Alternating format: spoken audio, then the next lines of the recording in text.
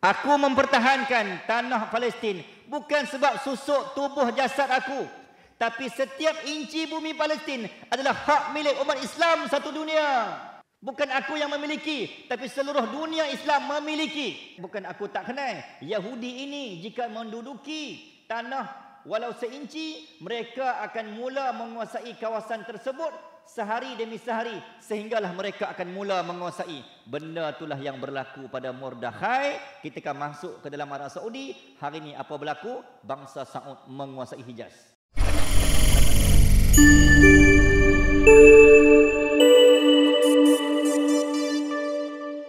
أعوذ بالله السميع العليم من الشيطان الرجيم. بسم الله الرحمن الرحيم. السلام عليكم ورحمة الله وبركاته. الفاتحة.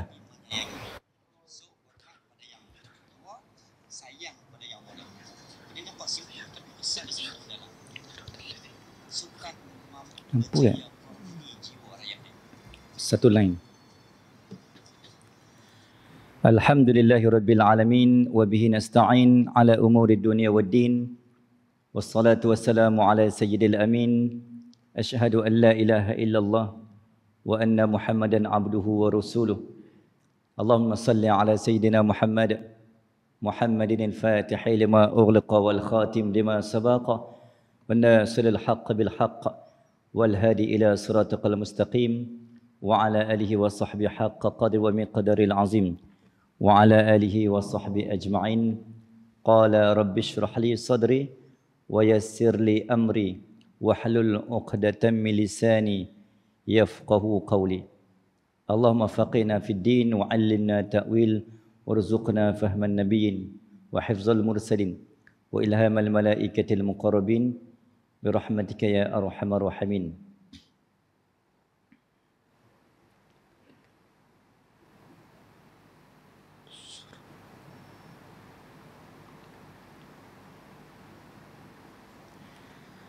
Alhamdulillah.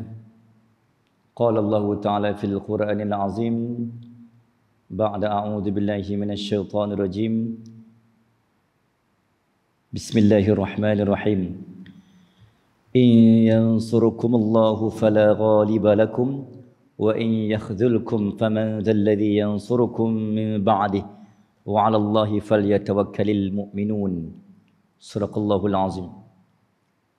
Sekiranya Allah memberikan pada kalian bantuan, nescaya tidak ada satu kuasa dan seorang pun yang mampu melawan, yang mampu mengatasi, yang mampu menghancur kalian. Namun sekiranya Allah membiarkan kalian tanpa sebarang bantuan, syafaat dan pertolongan, dan tiada siapa jua yang mampu membantu dan mempertahan serta membela kalian. Wa 'alallahi falyatawakkalul mu'minun, dan sesungguhnya orang beriman itu kepada Allah jualah disandarkan seluruh penyerahan, penyembahan, kebergantungan, tawakal kehadrat Allah Azza wa Jalla menjadi bukti dan saksi bagi hamba-hamba yang beriman. Surahul Azim. Alhamdulillah tuan-tuan, insya-Allah kita masih lagi syukur Allah Subhanahu wa taala memberikan ruang perasaan, kasih sayang, kekuatan untuk sama-sama kita menekuni dan mentadabburi fasayakfikahumullah. Fasayakfikahumullah. Fasayakfikahumullah. Syukur Allah memberikan masih lagi untuk kita berteleku dan bertafakur dalam kita membicarakan tentang satu susuk tubuh yang dalam diri kita mengalir darahnya, dalam diri kita mengalir doanya, dalam diri kita mengalir wasiatnya, dalam diri kita mengalir tinggalan dan warisan, dalam diri kita mengalirnya perjuangan dan pengorbanan untuk diteruskan, bukan dihentikan. Alhamdulillah tuan-tuan, insya-Allah untuk malam ini kita masih lagi membawa, melebar luaskan lagi insya-Allah perbincangan, masih lagi berkisar tentang satu susuk tubuh yang telah meletakkan kita dalam zon keselesaan, ketenangan, kekenyangan, kemerdekaan seperti yang kita kecapi dan nikmati hari ini, disebabkan asbab daripada susuk tubuh inilah maka apa yang kita kecapi, apa yang kita miliki hari ini adalah daripada hasil tangan ayahanda kita yang bernama almarhum Sultan Abdul Hamid II, Ibni Sultan Abdul Majid.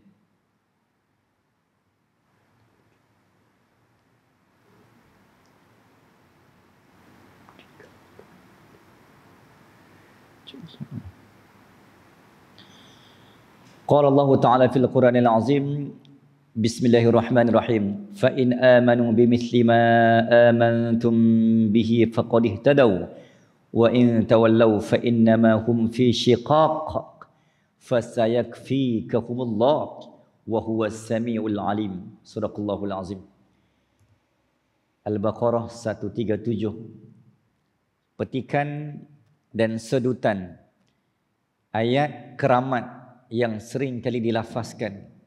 Maka saya nak menganjurkan kepada tuan-tuan, kita boleh ambil ibrah dan pengajaran akan wasiat dan qudwah yang ditinggalkan oleh baginda almarhum Sultan ketika Hun Kerem ataupun Kizil Sultan ataupun Red Sultan ataupun Sultan Abdul Hamid II ketika berada dalam kesulitan, diancam, ditentang, diserang segenap penjuru. Maka antara kekuatan baginda tuan-tuan, insya-Allah yang ni pun kita boleh buat. Ketika kita berada dalam kesulitan, kita berada di persimpangan, kita berada dalam kelemahan, tak tahu nak buat apa ni, nak mencari kekuatan di celah kelemahan, nak mencari persamaan di celah perbezaan, nak mencari kejernihan di celah kekeruhan. Sallallahu alaihi wasallam Muhammad, nak cari jawapan di celah persoalan, maka ayat yang menjadi satu amalan harian, amalan rasmi, fasayakfikahumullah. Fasayakfikahumullah. Maksudnya makalah jangan khawatir wahai Muhammad dan umat Muhammad, nescaya Allah akan memeliharamu daripada kejahatan musuh. Surahul Azim. Tuan-tuan, insya-Allah, the last great leader of Ottoman Empire, the last great leader,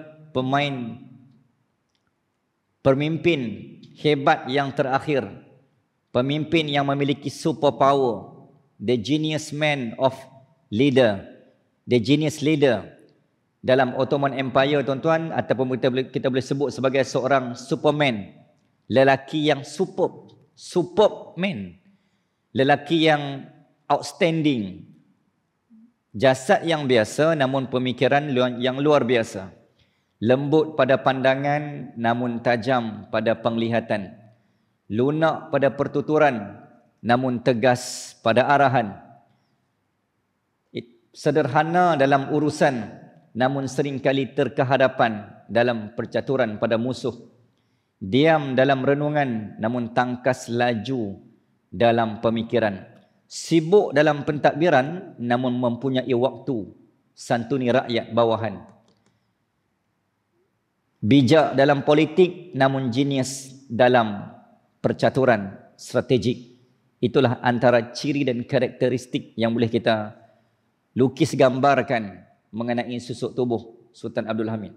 Tuan-tuan, manusia Abdul Hamid II ini seorang sultan yang sering kali dikenali sebagai tegas, seorang yang sangat tegas dan keras ketika berhadapan dengan, bila berbicara tentang syiar, tentang agama, tentang masjid, tentang umat, tentang develop, tentang daulat, tentang negara, maka automatically wataknya akan menjadi serius, wataknya akan menjadi tegas, sebab ini bukan urusan main-main. Tetapi bila berbicara tentang anak perempuan, berbicara tentang kanak-kanak, al-yatama wal masakin, rakyat-rakyat mustad'afin, maka karakter baginda totally change 360 darjah, menjadi orang yang paling santun, lembut, penyayang. Tak ada orang, tak ada ayah yang seumpama itu pada zaman itu. Jadi manusia yang mempunyai dua wajah ketika berada dalam dua situasi dan dua golongan audien yang berbeza, klien yang berbeza. Ketika kliennya musuh, tegas keras. Ketika kliennya adalah umat dan rakyat, terutamanya al-yatama wal masakin, anak-anak yatim, rakyat-rakyat marhain, maka watak dan wajahnya berubah. Senang dan dekat senang untuk didekati dan dekat untuk disenangi. Tuan-tuan, Allahumma salli ala sayyidina Muhammad, antara kekuatan dan sumbangan yang kita nak tengok, sentuhan magis, apa yang ditinggalkan oleh baginda Sultan Abdul Hamid II, yang tuan-tuan dipaksa untuk kenal. Umpama macam itulah. Sebab mungkin tuan-tuan tak pernah dengar dan tak pernah kenal susuk tubuh ni. Jadi asbab daripada kuliah kita ni, seolah-olah tuan-tuan, saya sedang memaksa tuan-tuan untuk mengenali manusia ini yang sangat besar jasanya. Tuan-tuan, 18 sekolah profesional, 51 sekolah menengah, puluhan hospital, 90% hutang daripada 300 juta lira dalam hanya tempoh beberapa bulan bertukar dan turun 190 juta dan tinggallah 30 juta. 90% tuan-tuan tak sampai setahun. Macam mana perintah Sallallahu Alaihi Muhammad?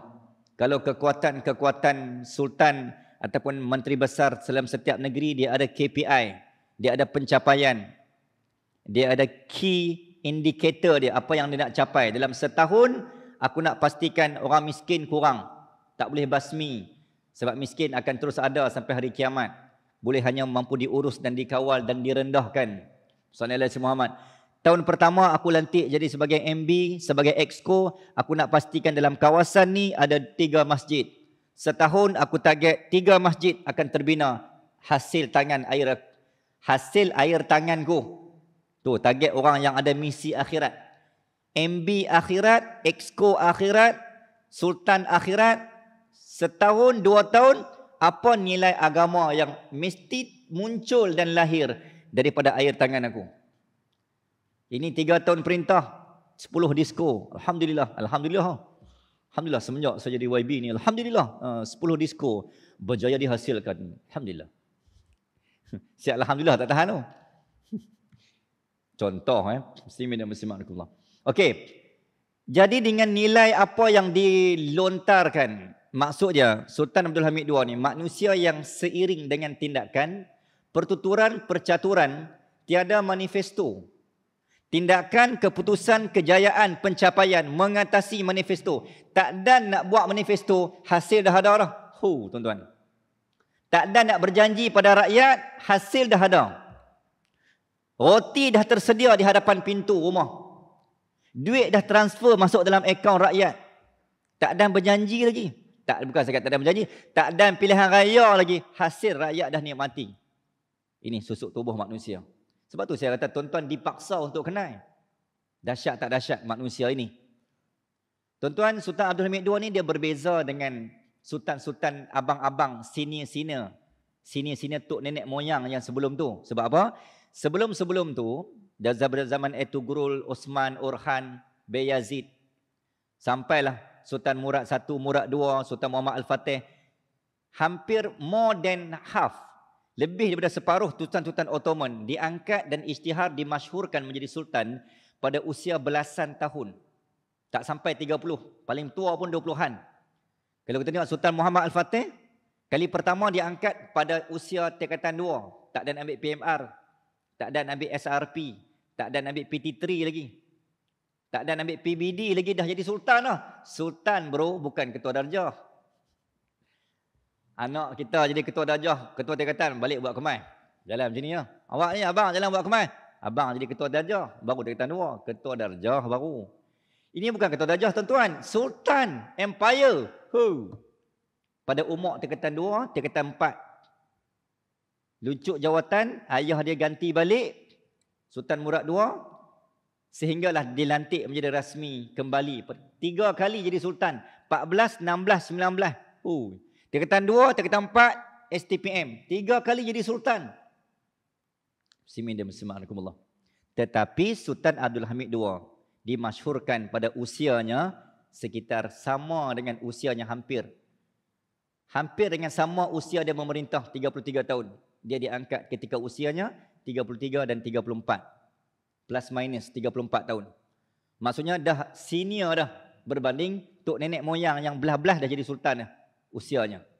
Namun bukan itu yang menjadi ukuran. Sebab beza sultan-sultan sebelum ni, mereka terima jawatan dimasyhurkan dalam keadaan empire itu teguh, kukuh, utuh. conquering the world. Tapi berbeza dengan ayahanda Sultan Abdul Hamid II. Dia terima jawatan dalam keadaan macam ni. Tunggu masa nak jatuh. Tunggu masa nak runtuh. Tu pun tuan-tuan, secara logik akal, dah runtuh dah pun. Ketika dipegang oleh Sadradam Midat Pasha. Saya pernah sebut sebelum ni, Sultan di bawah pemerintahan Sultan Abdul Hamid II, paling kurang 5 orang Perdana Menteri yang khianat dan belot. PM tak boleh harap untuk zaman Uthmaniyah. Zaman tu Perdana Menteri mencalari dan mengkhianati Sultan. Muslimin dan muslimat rahimakumullah. Jadi kita tak terkejutlah jumpa menteri-menteri yang zaman kita yang belok, yang khianat, itu biasa. Sebab zaman dulu dah ada dah. Jatuhnya Empayar Abbasiyah, Umayyah bukannya musuh, bukannya kita kalah pada senjata dan tentera. Semua because of what? Because of internal factor. Benda semua benda dalam. Sallallahu alaihi Muhammad. Adik-beradik, sepupu sepapat. Muslimin dan muslimat rahimakumullah, semua akan belajar daripada pengkhianatan yang lalu. Jangan menjadi anak yang khianat jangan jadi adik yang khianat pada abang. Jangan jadi ayah yang khianat pada anak. Jangan jadi ayah yang khianat pada anak. Jangan jadi jemaah yang khianat pada tok imam. Jangan jadi AJK yang khianat pada presiden, pengerusi. Jangan jadi pengerusi yang khianat pada jemaah dan jawatan kuasa. Itu nilai yang harus kita belajar.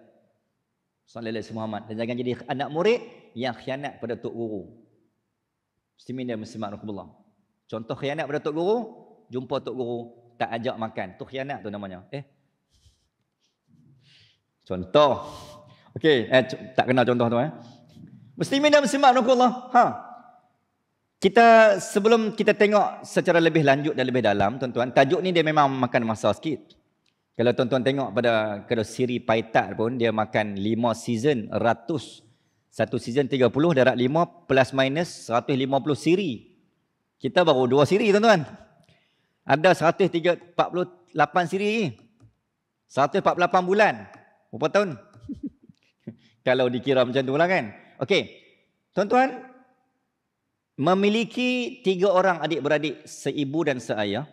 Ayahnya Sultan Abdul Majid dan ibunya daripada Kaukasia yang bernama Tirij Mujan Kadin, daripada orang yang berkulit putih. Kaukasia ni dia berada wilayah di antara Georgia nak masuk ke Rusia di atas Turki. Sallallahu alaihi Muhammad. Berkahwin dengan ayahnya daripada wilayah Anatolia. Berkahwin, cerah sama cerah, putih sama putih. Lahirlah anak pun putih. Tuan-tuan nak bayangkan putih mereka ni, tuan-tuan tengok saya lah, lebih kurang lah. Ada yang tak perhati ke? Lebih kurang macam tu lah, plus minus. Dia kalau kurang pun sikit lah. Okey. Ketika ibunya wafat, tuan-tuan, ketika anak Sultan Abdul Hamid II ni, kita pergi daripada bawah balik. Sultan Abdul Hamid II masih kecil. Jadi dia macam Nabi Muhammad tak kenal ayah ketika lahir. Sultan Abdul Hamid II kenal ayah, kenal mak, tetapi tak sempat merasai hangatnya sentuhan ibu sebab meninggal waktu kecil. Maka menjadi yatim piatu dan dibela dan dijaga oleh Rahime Perestu Kadin, ibu angkatnya yang akhirnya dikahwini oleh ayahnya. Ibu tiri akhirnya menjadi ibu angkat. Ibu angkat menjadi ibu tiri. 3 beradik, abang kakak sulung Naime. Dan juga adik bongsu putra Muhammad Abid. Punya sayangnya mereka 3 beradik, punya rapat dan dekat seibu seayah ni, tuan-tuan. Sallallahu alaihi Muhammad, menyebabkan dua-dua ni Allah ambil nyawa awal. So tinggallah Sultan Abdul Hamid II ni menjadi anak tunggal lah. Daripada 3 beradik, 2 orang Allah ambil awal, meninggal awal sebelum sempat besar secara depan mata. Kak sulung dan adik meninggal disebabkan sayang sangat kat kak dan adik, sehingga bila anaknya dia berkahwin, dia letak anaknya Abid dan juga Naime antaranya, walaupun isteri berbeza. Nak bagi tahu roh adik-beradik dia berada dalam anak generasi keturunannya. Bagi tahu betapa rapatnya family yang kita kata hubungan yang tidak berantakan, orang yang sangat menjaga hubungan kekeluargaan. Itu dari segi kita tengok pada hubungan kekeluargaan. Tuan-tuan, lanjutkan bicara apa yang ada pada tubuh ini. Perjuangan awal Sultan Abdul Hamid II ini, tuan-tuan, Dia telah berjaya, almarhum baginda telah berjaya membebaskan kemerdekaan. Membebaskan Urtab Uthmaniyah, kemerdekaan perjuangan yang pertama apa dia? Membebaskan kerajaan daripada tanzimat ataupun reformasi ataupun kerajaan yang berkiblatkan barat. Maka aim, misi dan visi dia apa? Aku kena keluar, aku kena lepas. Bukan hanya lepas, lepas dan bebas. Boleh tahu tu. Lepas bebas daripada cengkaman apa? Cengkaman PM dia, Perdana Menteri dia yang berhati British, yang berhati Inggeris, yang berhati Barat, muka Turki. Muka Turki berhati Inggeris. Oi, muka Turki, muka Turki berhati Yahudi. Ketika ini. Muslimin dan muslimat rahimakumullah. Akhirnya 2 tahun yang kita bincang dah hari itu, 2 tahun tak boleh buat apa, boneka. Sehinggalah 18 Februari 1878 merdeka. Allahu Akbar, fasayakfikahumullah. Tentu ingat ayat yang kita bacakan tadi, fala ghaliba lakum ya ghaliba illallah. Ayat yang kita baca sama-sama hari itu. Jadi saya dah kongsi kepada tuan-tuan 2 ayat rasmi yang menjadi sebutan dan amalan Abdul Hamid II. Yang pertama apa dia? Masih ingat? Ya ghaliba illallah. Yang kedua, fasayakfikahumullah. Dua-dua ayat Quran. So ambillah amalan, dapatlah saham dekat Sultan Abdul Hamid II dan saya pun tumpang sikit. Muslimin dan muslimat rahimakumullah. Maka berjaya membebaskan daripada cengkaman Inggeris dan Yahudi yang ketika itu telah cuba meruntuh luluhkan Ottoman Empire ni. Yang secara teori dah jatuh dah. Tapi asbab manusia yang berhati wajar, yang bersyiar agama ini tuan-tuan, ketika mana Inggeris dan Yahudi keliling kelalang tu, mereka mengharapkan Sultan Abdul Hamid II ni dia mengikut jejak abang Pak Menakan dan ada yang sekutu kuncu-kuncunya, Sultan Murad dia, Sultan Murad V sebelum tu. Sebab apa? Sultan Murad II ni, Sultan Murad V berkiblatkan dia pro Freemason, dia pro Barat, yang beragak liberal dan terbuka. Jadi mereka mengharapkan Sultan Abdul Hamid II ni macam tu juga. Tengok-tengok, oh, silap besarlah dia ni rupanya orang yang ahli sunnah wal jemaah totok punya, yang tak akan membiarkan seinci bumi Turki dicalari dan dicemari. Muslimin dan muslimat. Akhirnya tuan-tuan 1878 beliau memecat Sadradam Midat Pasha, memasukkan parlimen, membentuk konstitusi baru di bawah pentadbiran khalifah dan diisytiharkan sultan memiliki dan mempunyai kuasa penuh dalam daulat dan develop diraja. Daulat tuanku. Muslimin dan muslimat rahimakumullah, maka sultan telah berjaya mempertahankan institusi diraja sebagai lambang, syiar, tempat rakyat berteduh, menjadi pelabuhan umat untuk berlabuh, benteng senjata yang ampuh. Tuan-tuan, bila kita melihat kepada apa yang sultan dah buat, sultan telah berjaya mempertahankan institusi khalifah dan diraja. Yang ni yang saya kongsikan pada pertemuan yang lalu dan pada seri baru-baru ni, nak bagi tahu bahawa ini yang menjadi misi Inggeris, Yahudi, British, semualah kecuali Jepun. Kalau tuan-tuan tengok pada karakter-karakter penjajah tuan-tuan, kebanyakan penjajah mai ni utamanya Portugis dan Inggeris, Francis Light, mai memang untuk melumpuh dan melondehkan sistem diraja. Sebab raja, lagi mana raja ada, umat akan berpaut pada satu teduhan yang power, payung tu, nakhoda. Maka sultan berjaya mempertahankan institusi diraja. Muslimin dan muslimat rahimakumullah, bila berbicara tentang sultan, masih segar, bugar dalam ingatan kita. Baru-baru ni minggu lepas, 2 minggu lepas, bila ke bawah duli yang Maha Mulia Seri Paduka Baginda yang di-Pertuan Agong turun ke tempat saya di Lahad Datu, bagaimana tuanku menyenangi dan menyantuni rakyat sampai ke bawah, sampai ke dasar, turun sampai ke kampung-kampung yang tak pernah sultan lain sampai. Bukan sekat sultan, ketua menteri sendiri, negeri sendiri pun tak pernah kenal, tak pernah sampai tempat tu. Ini agung daripada istana diraja yang penuh dengan takhta mahkota istana. Tiba-tiba boleh meninggalkan selesa, Macam itulah meninggalkan pakaian istana. Sejibit tuan-tuan saya tengok Ketua Duli Yang Maha Mulia Sultan Abdullah dan Tuanku Permaisuri Hajah Azizah Aminah menitih ayat mata. Saya terbayang, ya Allah, inilah watak-watak yang pernah dimainkan. Karakter sebenar seorang khalifah. Kita rindu zaman tu. Inilah ya Allah, memang the amazing moment. Kalau tuan-tuan boleh ambil part sultan tu, ni kerja editor.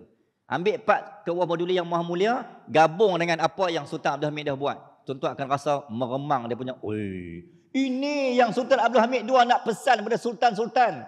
Cuma pesanan tu tak sampai.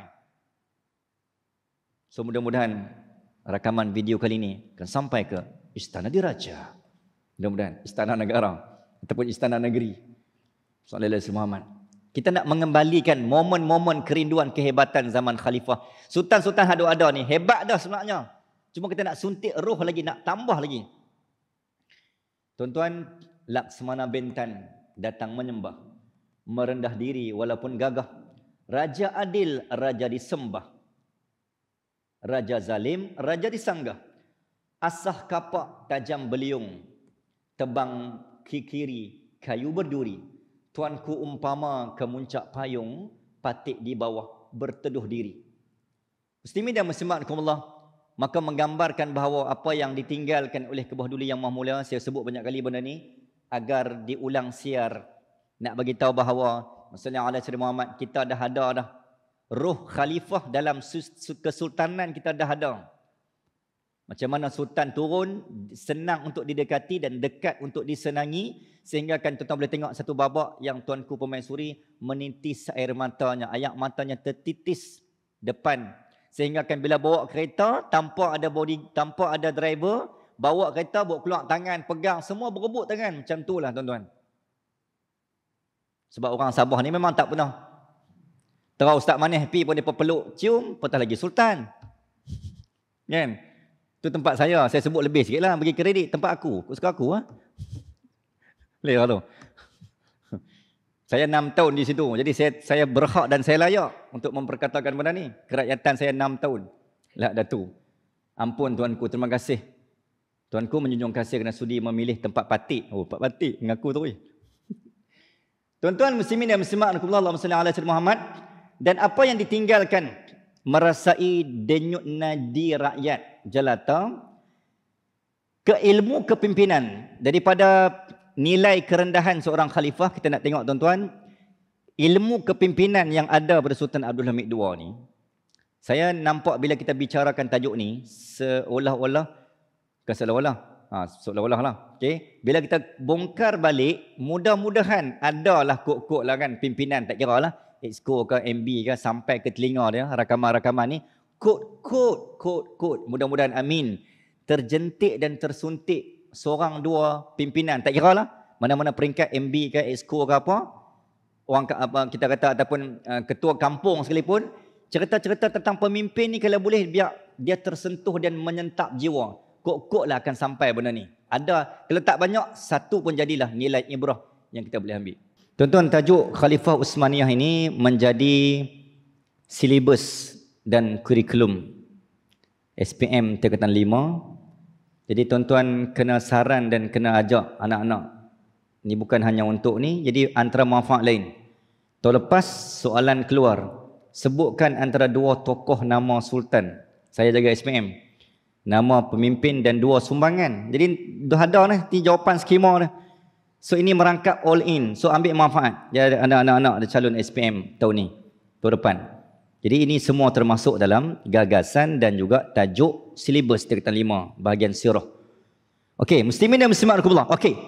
Ilmu kepimpinan yang ada Sallallahu alaihi Muhammad, the skills of administrative, skill pengurusan pentadbiran dan juga military dan juga leadership yang ada. 9 tahun duduk dengan ayah almarhum Sultan Abdul Majid, dibawa oleh ayahnya yang sangat progresif, yang sangat laju dan maju dalam tindakan. Maka 9 tahun yang pertama ayah bawa pergi ke Paris, pergi ke London, pergi ke bumi-bumi Eropah. Maka dia belajar bagaimana ayahnya mencatur dan mengatur. Maka ilmu terus absorb. Itu awal, pendidikan awal. Satu. Yang kedua, dalam istana dia panggil sistem Endirun. E-N-D-E-R-U-N. Endirun. Dan juga Devsirme. Ini kalimah sistem yang diguna pakai, sistem pentadbiran diraja yang dalam istana Beyerbeyi, istana Topkapi, istana Yildiz Sarai. Antara tok-tok guru dibawa untuk mengajar dan mendidik anak-anaknya, bukan tidur atas katil istana. Yang ni saya pernah sebut dah. Tuan-tuan, insyaAllah saya akan bawa jemaah Turki pada bulan 2, kita promosi sikit. Ya. Dalam Topkapi Sarai, dia ada tempat yang tidak diletakkan katil. Nak bagi tahu sultan-sultan mengajar anak dia, hang jangan tidur, jangan rasa terlalu terlena dan selesa atas mahkota dan istana. Hebat tak hebat? Bagi depa istana ni bukan syurga dunia. Walaupun memang hakikat dia kita kata istana syurga dunia lah, tapi mereka cuba mengeluarkan doktrin tu. Anak-anak Sultan Ottoman, hampa jangan rasa syurga ni, istana ni syurga dunia. Kalau tidak, hampa akan terlalu selesa dan hanyut. Tu nilai hubbud dunia. Jangan ada. Okey, apa sumbangan? Jom kita tengok tuan-tuan. Sallallahu alaihi Muhammad. Sebab ada antara evidence yang saya bawa pada malam ni, evidence yang masih panas. Nak tunjuk yang tu sebenarnya. Jangan tengok. Jangan tak tengok. Jangan balik lagi.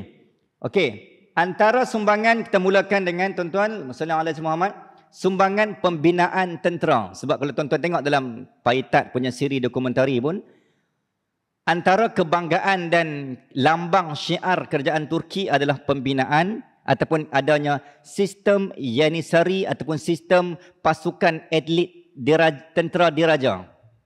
Tentera yang kok mana pun dia akan sentiasa ada dengan sultan membela. Bukan bermaksud sultan tak kuat. Sultan dia memang power dah. Tapi nak beritahu sultan membina dan merekrut rakyat yang menjadi tentera yang hampa bukan bela aku, tapi hampa bela agama yang ada dalam diriku. Hampa bukan bela diri jasad aku, tapi hampa bela semangat dan syiar yang ada dalam diriku. Hampa bukan bela susuk tubuh aku, tapi hampa membela roh Nabi Muhammad yang ada dalam jasad tubuh aku. Tu nilai dia. Akhirnya tentera dibina Umru Hafiyeh. Yang kedua, pasukan yang disebut sebagai Hamide Alailari ataupun Regimen Hamidi. Sallallahu alaihi Muhammad. Hamide Regimen. Yang ketiga, tentera Yani ataupun Janissary. Yang ni yang diwarisi oleh zaman Sultan Muhammad Al-Fatih dulu. Ini pasukan tentera elit.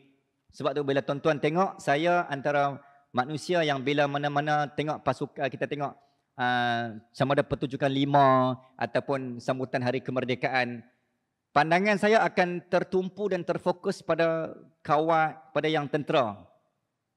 Saya tak tahu saya ada jiwa kat situ. Walaupun body saya, okay, malu nak sebut kan. Bukan tak layak. Belum masa dia. Underweight. Nak angkat senapang pun tak larat kata kan. Okey, tak apalah, tapi ruh dan semangat kita ada. Sebab tu kalau saya baca khutbah dalam camp, saya jadi lain. Jadi lain terusnya. Tak tahu dia punya main semangat tu tak tahu macam mana. Sallallahu alaihi Muhammad. Saya pernah satu hari program dengan Division 2, program ketenteraan ni saya ada bentangkan semua satu modul tahajud dalam ketenteraan. Diwarisi oleh Uthmaniyah. Lepas tu Panglima dia minta, ustaz boleh tak saya nak pinjam slide ustaz, bukan dia pinjam, ambil terus. Nak bentangkan dia dekat kementerian. Saya tak tahulah jadi apa. Dibawa slide tu. Panglima Div 2, Division 2. Halilintar. Muslimin dan Muslimat rahmatullah, nak beritahu pada roh Sultan Abdul Hamid II tu, dia pun sendiri dibesarkan dalam Endirun dan juga Devsirme, istilah dia, sehingga menjadi pasukan elit tentera seawal usia sekolah rendah. Ini ilmu kepimpinan yang ketenteraan yang ada dalam istana. Okey, tuan-tuan, kita beralih kepada sumbangan. Landasan stesen kereta api Hijaz. Sebelum saya terlupa dan sebelum tuan-tuan terlena, jom kita tengok dulu. Saya kongsikan dari saya belanja. Nak abang tu. Okey. Ini adalah stesen jalur Hijaz yang telah membumi di bumi Madinah. Yang saya ketika ni baru pergi ni minggu lepas. Saya bawa balik. Jadi bom Madinah tu tak hilang lagi. 1840 dibina. Inilah air tangan Sultan Abdul Hamid II. Okey.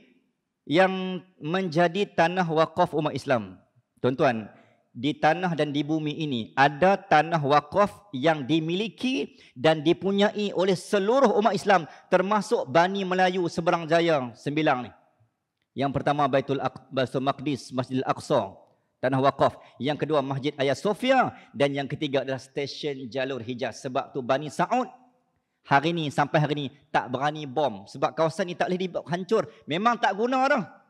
Dah bersawang tuan-tuan, tetapi tak boleh jual, tak boleh hancur, tak boleh bakar, tak boleh musnah, tak boleh nak ganti dengan hotel.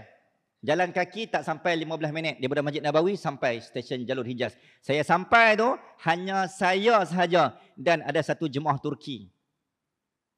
Saya tanya, I'm the lover researcher of Ottoman Empire. Dia main peluk ni, Wallah semua keluar Turki, dia minta saya cerita sikit. Dalam 2-3 minit. Inilah momen yang Allah izinkan di bumi Madinah. Ini adalah stesen jalur Hijaz yang diilhamkan oleh baginda almarhum Sultan Abdul Hamid II, yang hari ini dan saat ini tuan-tuan hanya menjadi kenangan dan nostalgia setelah Bani Saud mengambil alih kota Hijaz. Bumi Hijaz menjadi bumi Saud, maka sejak itulah stesen jalur Hijaz dimansuhkan penggunaan dia sebab ada campur tangan Inggeris. Sehingga kan Syarif Hussein yang menjadi raja, yang menjadi pemilik bumi Hijaz yang terakhir pada keturunan Bani Hashim, disogok dan dimomok dan diprovok oleh Inggeris bahawa hang jangan biar stesen jalur Hijaz ni dibiarkan diguna pakai sebab dia akan mengancam populariti dan kedudukan engkau sebagai Raja Hijaz. Sebab ini Turki yang buat. Syarif Hussein, kita taklah membincangkan karakter kenapa dia terpengaruh dengan Inggeris ketika itu sehingga akan betul akhirnya dimansuhkan. Rupanya itulah manipulasi yang digunakan pakai oleh Inggeris ketika nak berlaga lah. Nak berlakunya perang saudara antara Turki dengan Arab, maka dimomokkan bahawa Syarif Hussein hang kena apa saja Turki buat hang kena benci. Termasuklah sentuhan tangan almarhum Sultan Abdul Hamid II. Sampai hari ini. Dan tak ada satu travel pun yang saya jumpa dimasukkan dalam itinerary dia. Tu yang saya sedih. Tak tahulah mungkin orang lain tak minat tajuk Ottoman ni. Kita pula pejuang Ottoman. Jadi kena ada ni, kena masuk. Tu saya ajak jemaah. Saya baru ni sebab ada videografer follow, jadi saya buat rakaman tu tak siap lagi. Yang nak bagi kat Ustaz Anas edit. Saya ada rakam dalam 4-5 minit dokumentari. Okey tuan-tuan, inilah bekas stesen jalur Hijaz yang dibina pada tanggal, tapi tak dengar video kan. Tak apalah, kita tengok sikit ya. Walaupun tak dengar kan, insya-Allah. Pakai mic.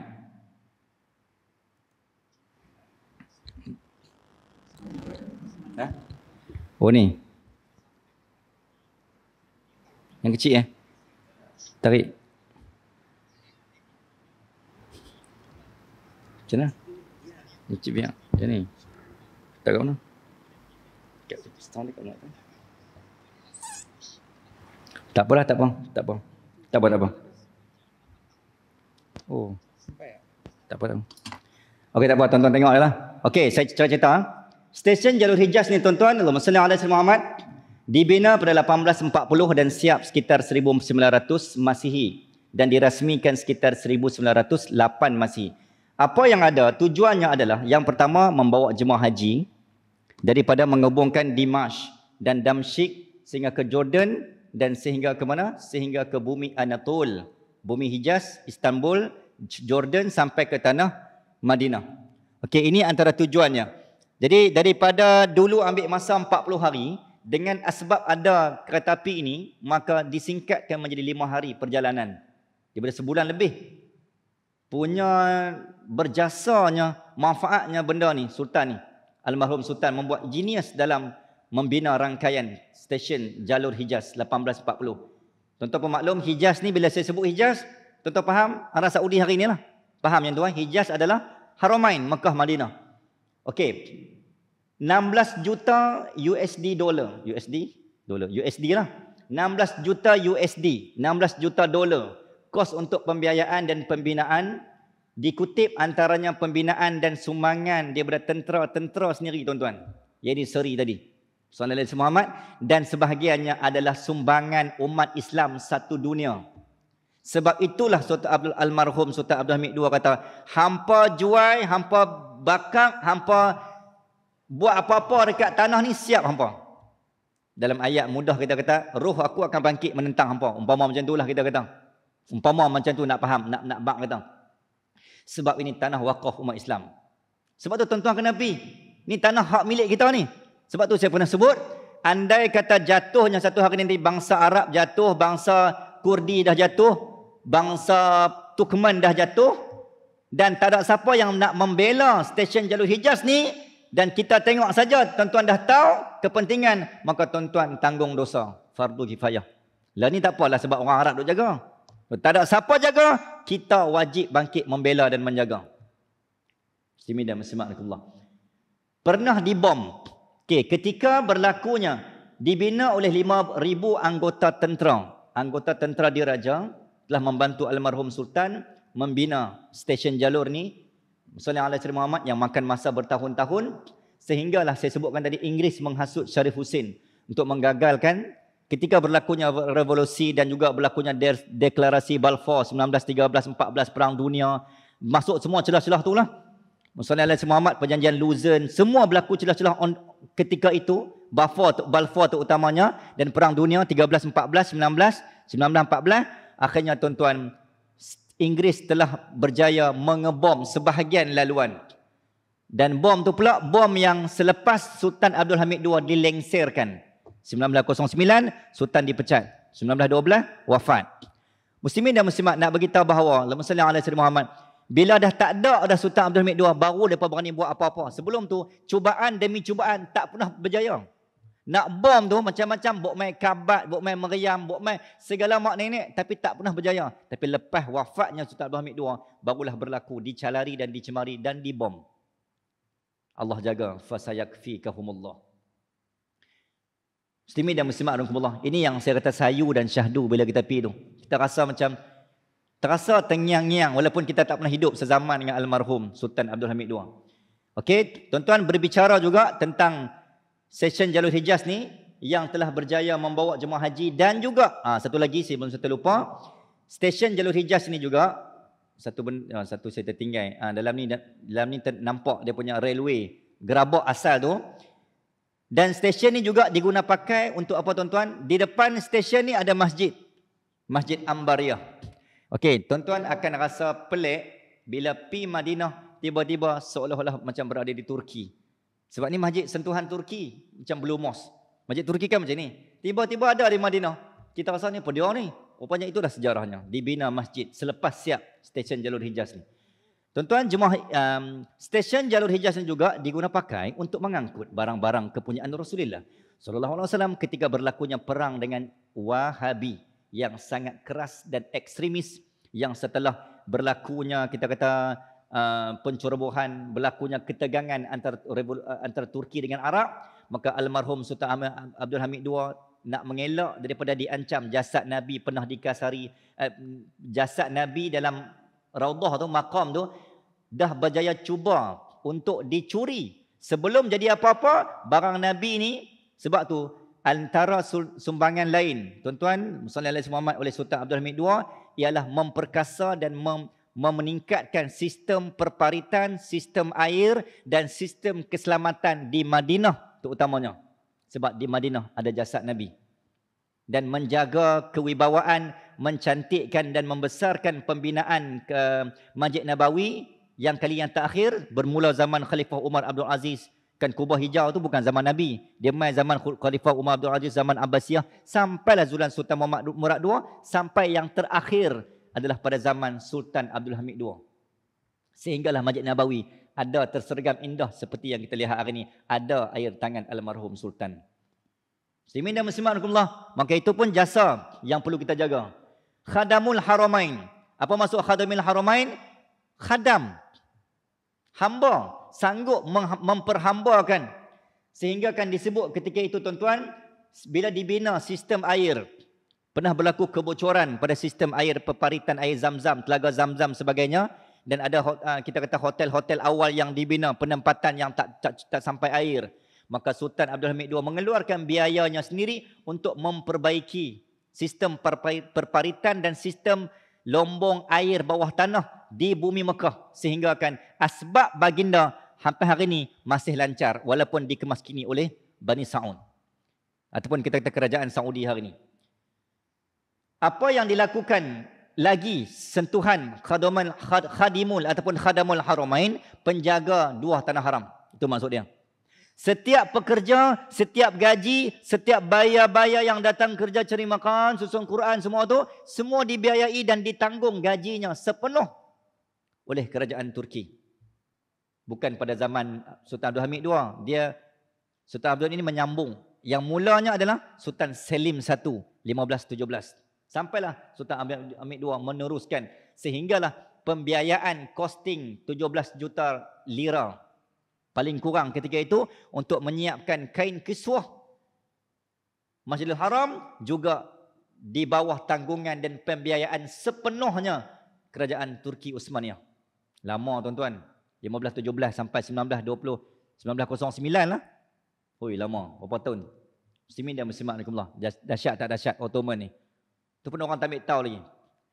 Muslimin dan muslimat rahimakumullah, pembesaran masjid dan mihrab serta mimbar Masjid Nabawi. Saya sebut dah tadi, kubah hijau. Juga ada air tangan, sumbangan, dibesar dan dikemas kini.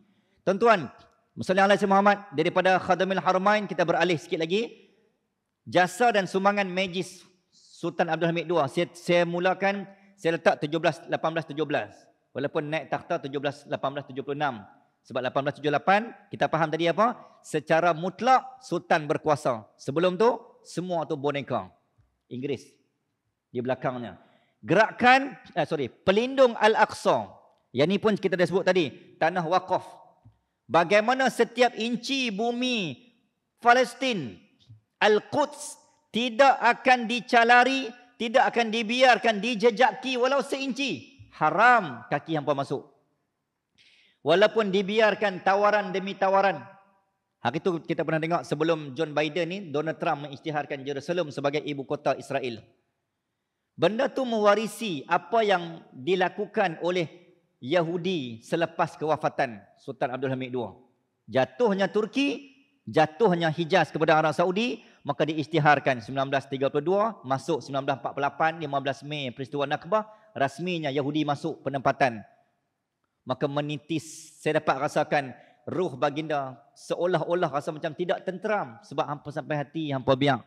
Aku jaga 33 tahun. 1 inci sebutir pasir pun Yahudi tak boleh masuk. Tiba-tiba hampa biar lepas aku tak ada. Hampa nak jawab apa esok depan aku? Muslimin dan muslimat rahimakumullah. Okey, apa yang berlaku seterusnya? Tawaran yang diberikan datangnya 1889. Presiden, kita kata CEO, bapa kepada Zionis, Theodor Herzl. Tuan-tuan, bapa Zionis Israel ni yang bercita-cita untuk menubuhkan negara haram Israel ketika itu Yahudi, dia apa? Dia bagi tawaran. Wahai tuanku, wahai Hun Kerem, Sultan Abdul Hamid Khan, tawaran pertama. Tawaran apa? Tawaran kami akan beri pinjaman 8 juta lira setiap tahun. Satu. Yang kedua, kami akan bina, kalau hampa bagi tanah ni walau seinci, tanah kami Yahudi nak masuk ke Palestin, kami akan bina University Al-Quds, pengajian secara percuma. 2. Apa lagi tawaran? Tawaran yang ketiga, hadiah peribadi Sultan. Bagi tahu nak apa? Nak Rolls Royce yang berenjin Tesla. Tiba-tiba. Okey? Setakat Tesla tu sekali petik 10 yang datang tahu. Tak heran lah Tesla tu. Abang Tesla sekarang sedang mengerjakan umrah. Semoga beroleh umrah yang mabrur. Tak ada kaitan lah. Macamlah Tesla sponsor mana ni ya? Dia promo dia pula. Okey, kat mana tadi? Hadiah peribadi Sultan. Bagi tahulah nak sebanyak mana takhta wanita, kereta. Cukai tahunan, kalau diberikan tanah kepada kami janji, kami berikrar dan berjanji, kami nak bagi 1 juta pound, cukai. Sebab kami bukan Islam. Jizyah, cukai 1 juta pound sterling. Darab 6 lah lebih kurang. RM darab 6. Setahun. Apa lagi? Tadi 8 juta tu pinjaman. Sekarang hadiah 150 juta emas. Emas yang berharga 150 juta pound. Jongkong emas ke apa? Gold bar ke apa? Yang nilai dia 150 juta pound. Sallallahu Muhammad. Dan tanah-tanah yang Turki dah hilang dalam peperangan Rusia, Romania, Montenegro, Bulgaria, Armenia, tanah-tanah yang dah hilang, termasuklah Cyprus.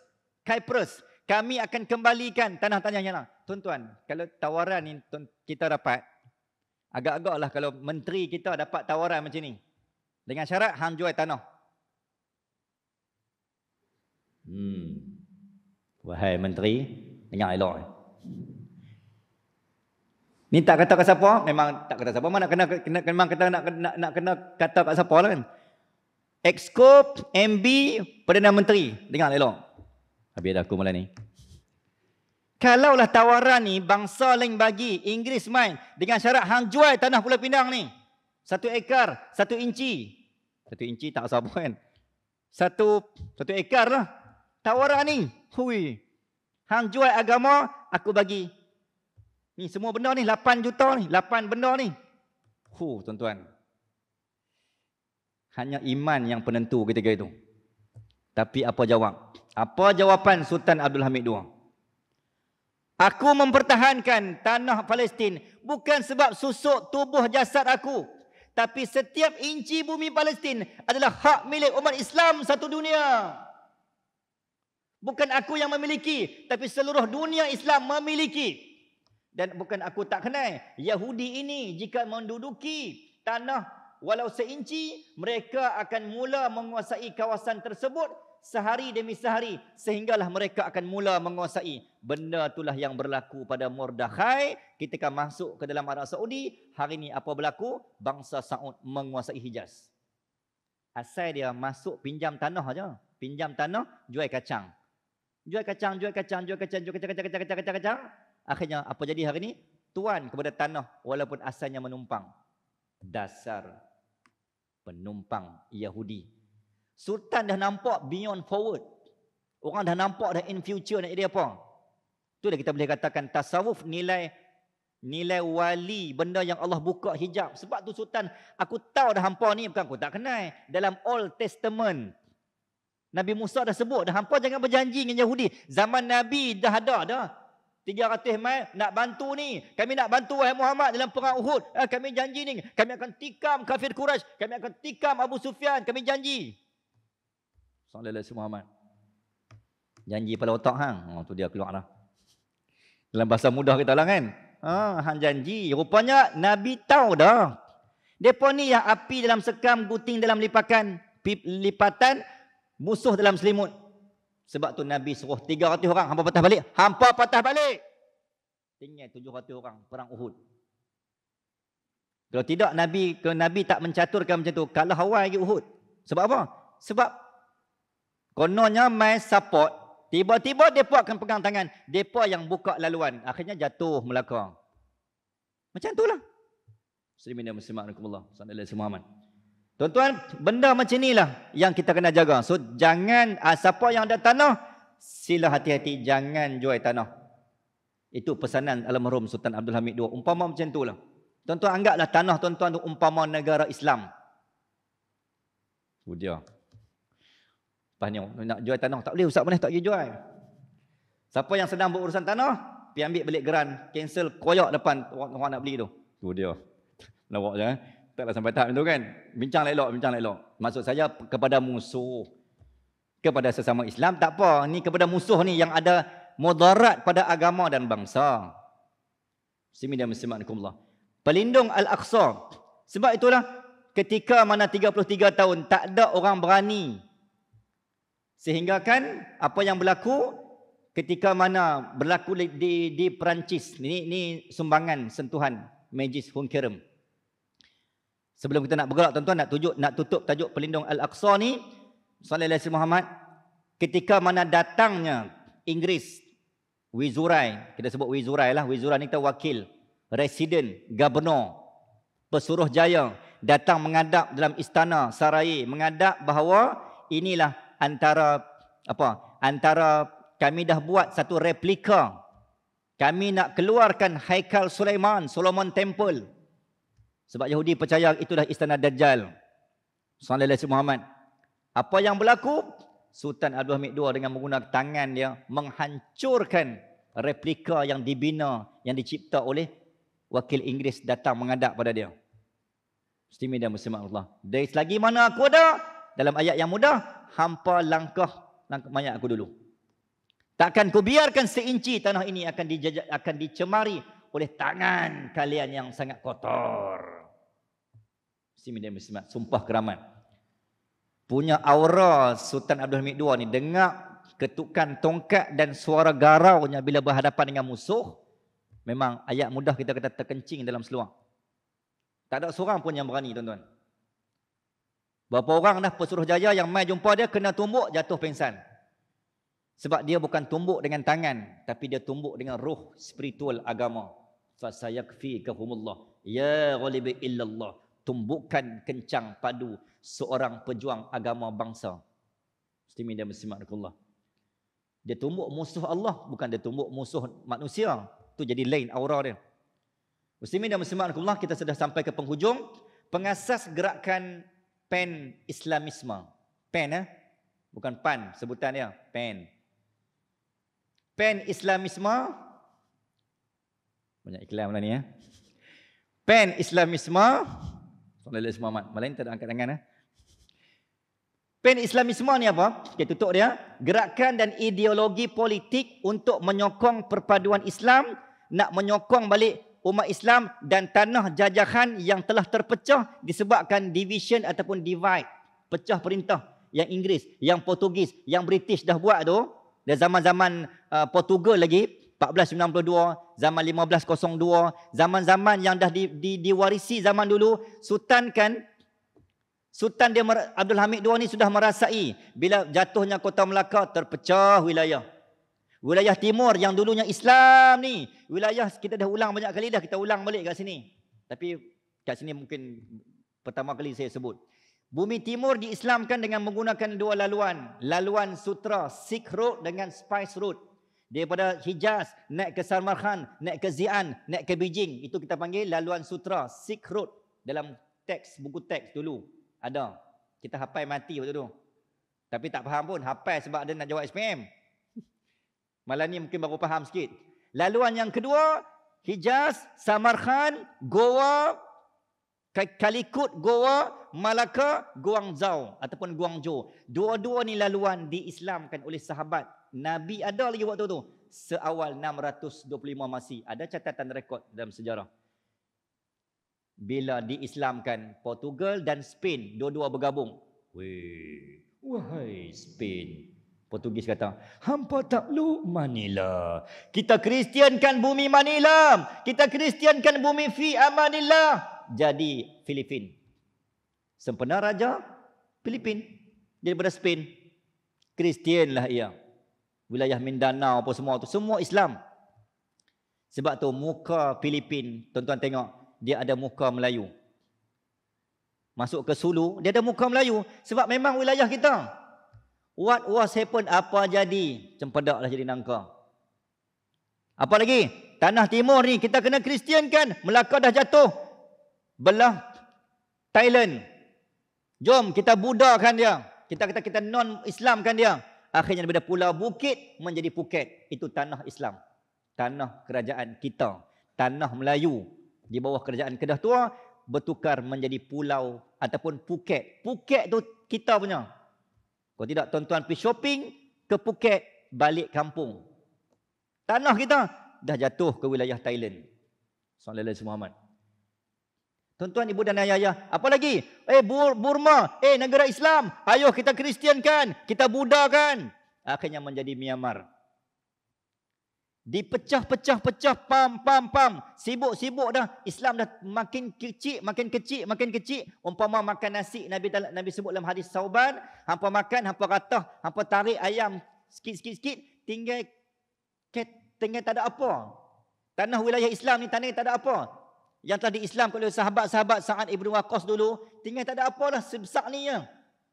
Akhirnya memikirkan benda inilah, maka timbullah idea gerakan PEN Islamisme untuk menggabung jalin, menggabung agar keluar momentum yang dulunya power macam mana Yahudi, macam mana Inggeris buat dekat semenanjung tanah Arab, terpecah.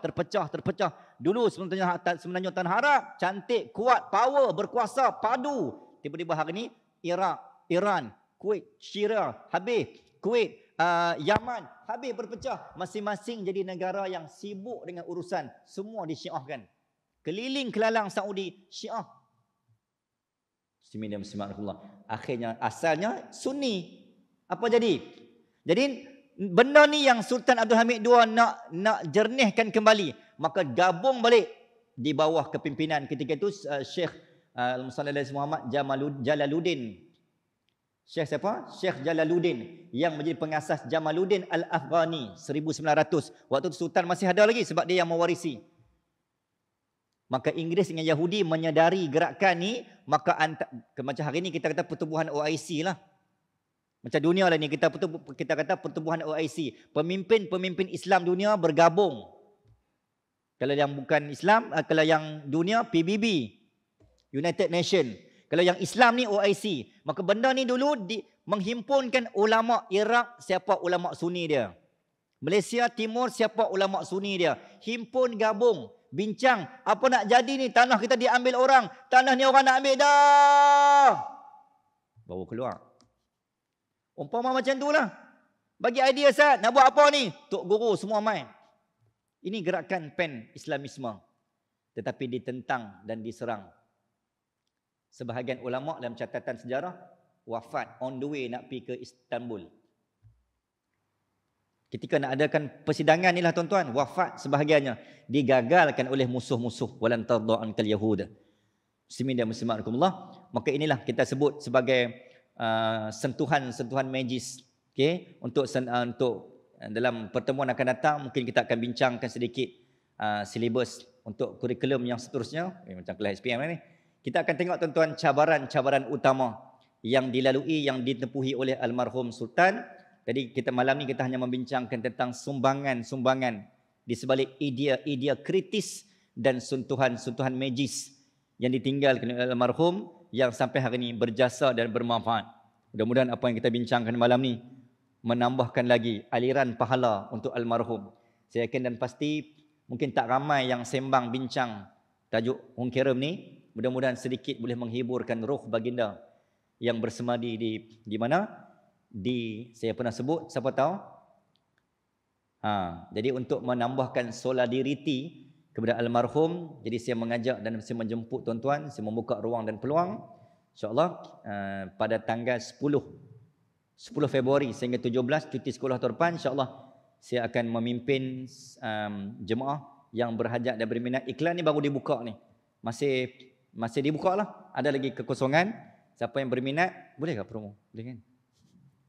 Okey, bukan dapat pendaftaran malam ni. Tuan-tuan boleh dekat FB, IG saya pun ada. Jelajah Kembara ke Turki Uthmaniyah bersama Ustaz Manis 2024. Bukanlah bersempena. Kena pula dengan 100 tahun kejatuhan Uthmaniyah. Jadi perbincangan dan kembara ni memang akan bincang balik. Setiap siri, setiap checkpoint yang kita akan share, kita akan singgah, memang akan membincangkan kepembinaan, pengasas sampailah keruntuhan. Dan trail ataupun laluan jejak, location, itinerary yang saya guna ni adalah yang agak rare sebab jarang, mungkin tak ada travel agent yang menggunakan laluan ni. Sebab kita akan menggunakan laluan Uthmaniyah. Daripada Uthmaniyah timbul, daripada dia mula muncul Sogut zaman Ertugrul tu, sampailah Sultan Abdul Hamid II. Kita akan menziarahi makam-makam. Semua, bukan semualah, setakat yang sempat, Sultan-Sultan Khalifah. Jadi laluan jejak Turki Uthmaniyah 10 hingga 17 Februari 2024. Ada harga kat situ, jadi saya tak sebut kat sini, tuan-tuan tengok aja. Sebab kalau sebut harga saya, dia nampak macam bisnes dalam masjid. Jadi hanya untuk iklan sahaja. Sallallahu alaihi Muhammad, tak apa boleh rujuk lepas ni. Mudah-mudahan adalah dalam kalangan kita ni sebagai kesan dan hasil daripada kuliah Uthmaniyah kita, kok-koklah ada yang boleh follow ke sana dan kita sambung perbincangan depan mata Yang antara yang kita akan lewati ialah Muzium Panorama 1453 dan Muzium Artileri yang menghimpunkan artileri dan infanteri, barang-barang tentera yang diguna pakai asal ketika misi pembukaan dan misi penaklukan Konstantinopel. Masih ada sampai hari ini. Jadi insya-Allah aku qaul hadza, pun maaf. Aku qaul hadza wa astaghfirullahal azim li wa lakum wa billahi taufiq wal hidayah. Wassalamualaikum warahmatullahi wabarakatuh. Bismillahirrahmanirrahim. Allahumma inna nas'aluka 'ilman nafi'a wa 'amalan salihan mutaqabbala wa rizqan wasi'a wa halalan thayyiban wa du'aan maqbula. Sallallahu ala sayyidina Muhammad wa ala ali Muhammad walhamdulillahi rabbil alamin. Taqabbalallahu minkum taqabbal ya karim.